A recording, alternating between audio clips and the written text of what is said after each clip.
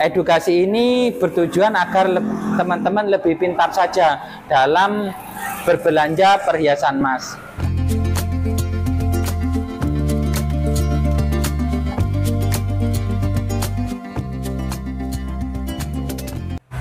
Assalamualaikum warahmatullahi wabarakatuh. Salam sejahtera. Ketemu lagi teman-teman dengan Putra Bintang Channel. Dalam kesempatan kali ini saya ada edukasi buat teman-teman.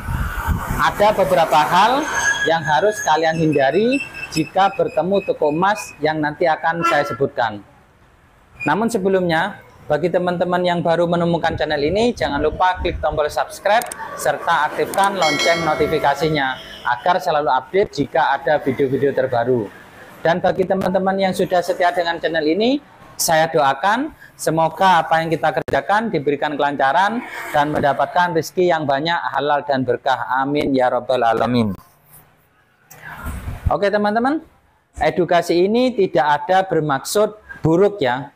Saya tegaskan lagi bahwa edukasi ini tidak ada maksud buruk dan tidak menjelek-jelekan toko emas. Edukasi ini bertujuan agar teman-teman lebih pintar saja dalam berbelanja perhiasan emas. Karena beli perhiasan emas itu tidak seperti beli handphone ya teman-teman. Handphone, jika teman-teman beli di toko A misal, maka bisa dijual dimanapun. Perhiasan emas beda. Karena perhiasan emas, jika kalian beli di toko A, maka harus dijual kembali ke toko A tersebut agar potongannya tidak banyak. Kecuali barang tersebut barang lama atau memang sudah tidak ada suratnya.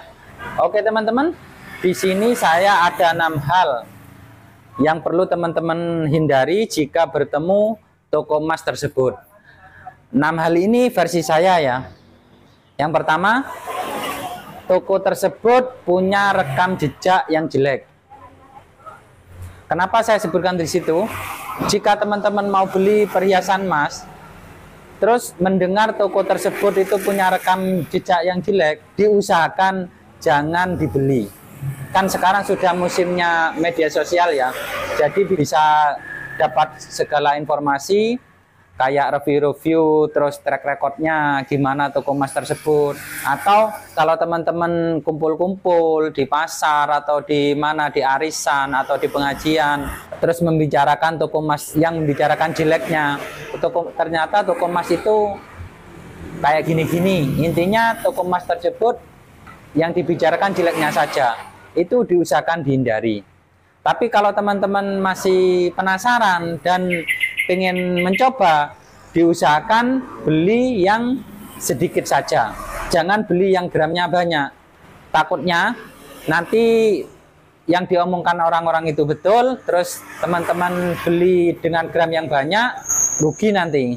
Jadi kalau teman-teman masih tidak percaya dengan omong-omongan orang-orang yang tadi atau komen-komen yang mereview jelek, penasaran, tidak apa-apa, beli yang gramnya sedikit, beli setengah gram atau paling banyak 1 gram saja.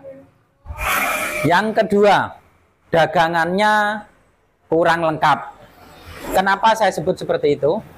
Toko emas, biasanya kalau toko emas tersebut sudah lama, sudah bertahun-tahun jualan, itu dagangannya harus banyak. Ketika dagangannya tinggal sedikit, teman-teman itu harus curiga. Kenapa ya? Kok dagangannya tinggal sedikit? Kalau umpamanya dagangannya tinggal sedikit, dikhawatirkan toko emas tersebut akan tutup.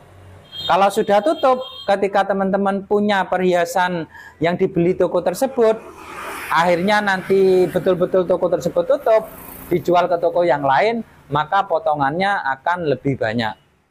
Dan lagi, kalau umpamanya dagangannya sedikit, teman-teman pingin milih barang itu kan referensinya kurang, jadi kurang puas. Nah, biasanya kalau umpamanya beli gelang atau cincin atau liontin, itu kan butuh referensi, butuh pilihan. Ketika pilihannya sedikit, kita tidak bisa memilih, kurang puas. Jadi mending dihindari.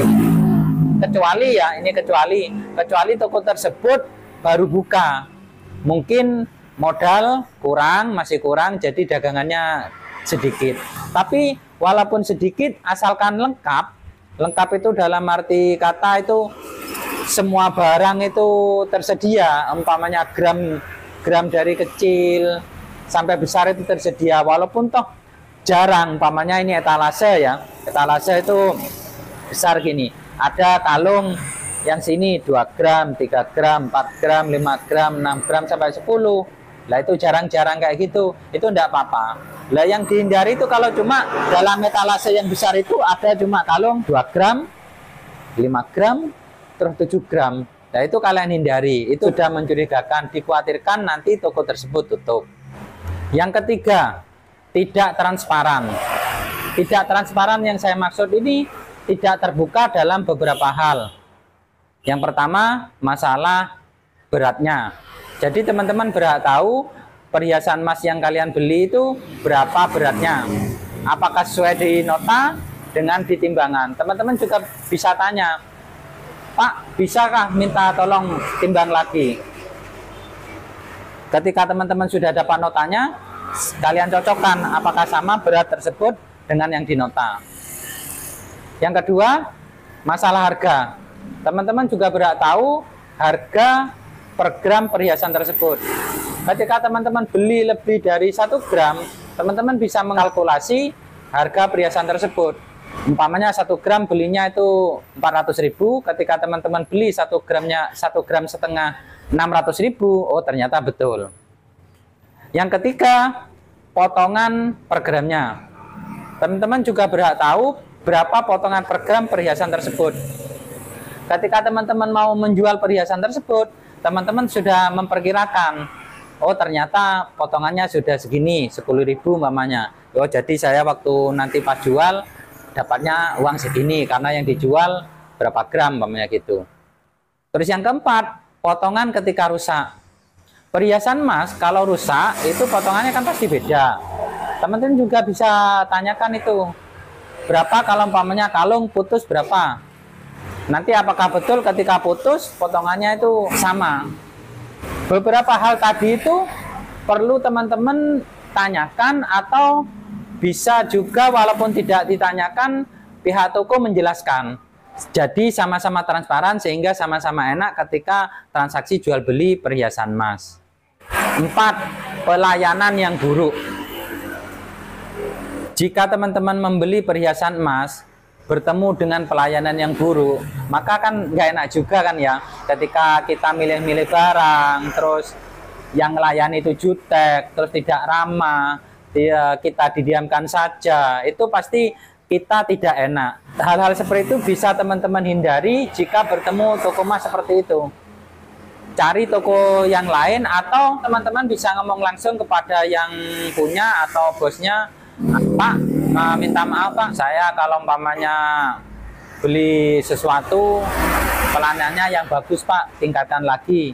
Nah, itu nggak apa-apa kayak gitu. Nah, toko emas yang welcome terhadap hal-hal seperti itu, berarti toko tersebut bisa direkomendasikan.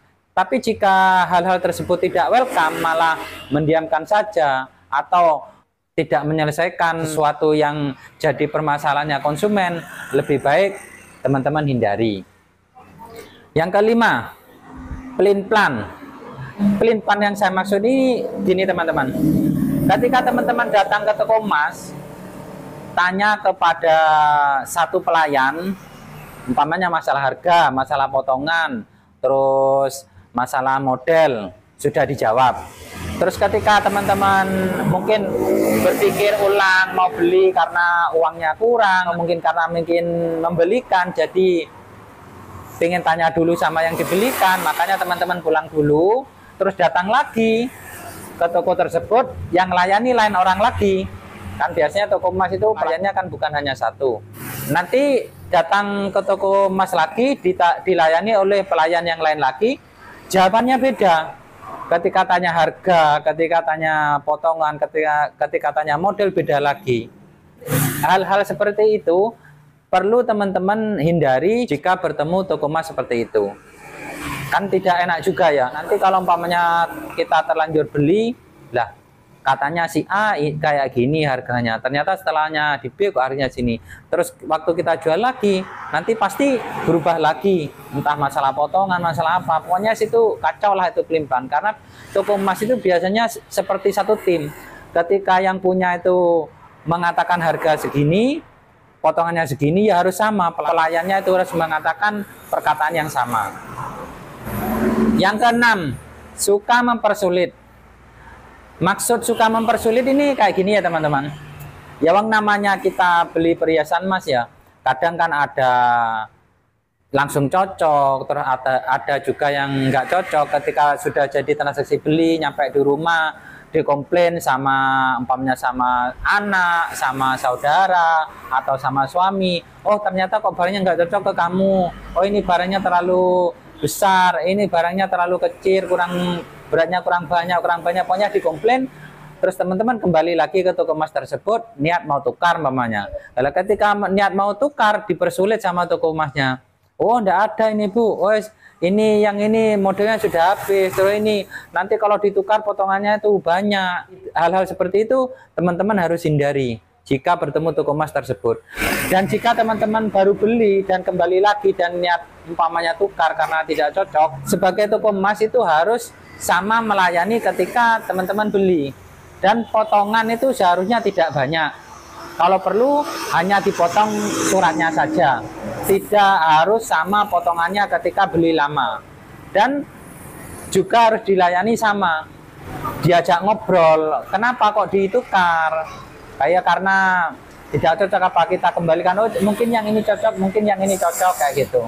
Kesimpulannya teman-teman, keenam hal tadi itu saya tidak bermaksud untuk menjelek-jelekan toko emas yang lain. Karena emas itu kan bukan uang sedikit. Kadang bukan lebih uang, karena kita kepingin mengumpulkan uang sedikit demi sedikit untuk membeli perhiasan emas. Ketika terkumpul kita beli emas. Jadi tidak beli emas itu tidak selalu karena banyak uang, karena juga keinginan. Maka ketika ketemu hal-hal yang bisa merugikan, ya kasihan si pembeli itu. Jadi saya tidak ada bermaksud apa-apa untuk menjelek-jelekan toko emas yang lain. Harga emas itu kan mahal, makanya ketika beli emas diusahakan cari toko emas yang terpercaya, yang bisa diulang-ulang pembeliannya. Emas itu harus dijual ke toko di mana tempat beli agar potongannya tidak banyak. Sekian dulu teman-teman, semoga ini bermanfaat. Assalamualaikum warahmatullahi wabarakatuh.